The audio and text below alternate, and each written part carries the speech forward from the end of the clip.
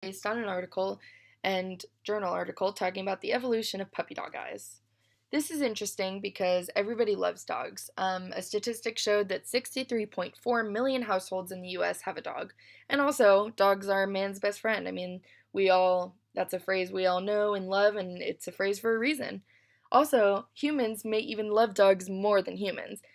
Just quickly, there was an article that was backed up by two major studies showing that when given the choice between donating to something involving dogs or something involving humans, people are much more likely to donate to something involving dogs or something where dogs are hurt.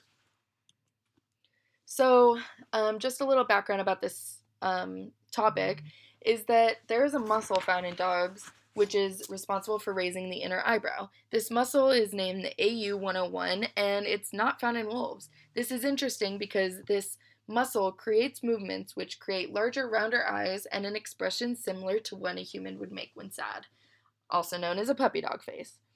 This face on dogs actually triggers a nurturing response in human. So, because of this, the hypothesis is that it's possible that dogs' expressive eyebrows are the result of selection based on humans' preferences.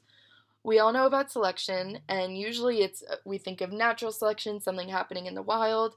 Well, their hypothesis is that this unconsciously or consciously happened by humans selecting this trait in dogs.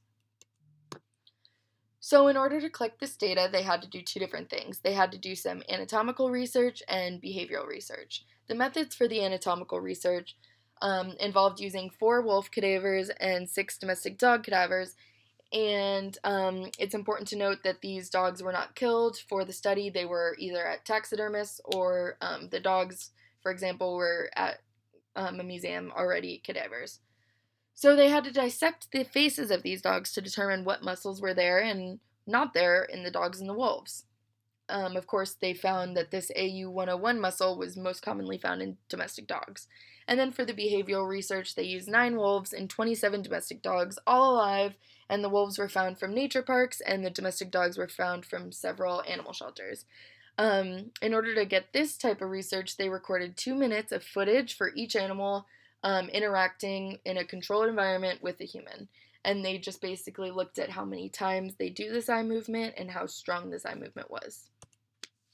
Here's some footage of these recordings for the behavioral research. So this is a wolf, and you can see on the left eye that they kind of have some sort of movement, but it's definitely not as strong as the dog. And here's the dog. On the left, you see that eyebrow raise, and it definitely is giving you those puppy dog eyes. So how'd the media do? Well, they took a scientific approach to reporting the findings. Even though it was scientific, they definitely hooked the audience in with a relatable news article title. The title talked about puppy dog eyes, which I love dogs, and puppy dog eyes, it just sounded like a cute article.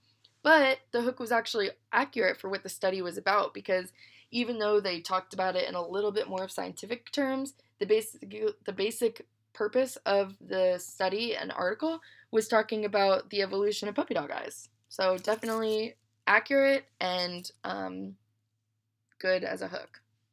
So were these findings controversial? No, they weren't. And I think that's because the science was sound. It was backed up by a really good study. Also, the data was reported in an unbiased and scientific way. Also, I think it wasn't controversial mainly because the findings are positive and probably made most people happy to read about puppy dog eyes. It's not really a dividing topic. Also, the popular article depicted the study very accurately, and it was very scientific. Even though it did leave out how the study was actually conducted and a lot of the methods, it focused more on the results of the study, which I think is okay because that's probably what people cared about most. And if they wanted more, they could have just clicked on the journal article link. It was very science based, so they included a lot of statements from researchers, and because of this, the scientists were definitely well portrayed. And last, here's some cute pictures of dogs making those puppy dog eyes.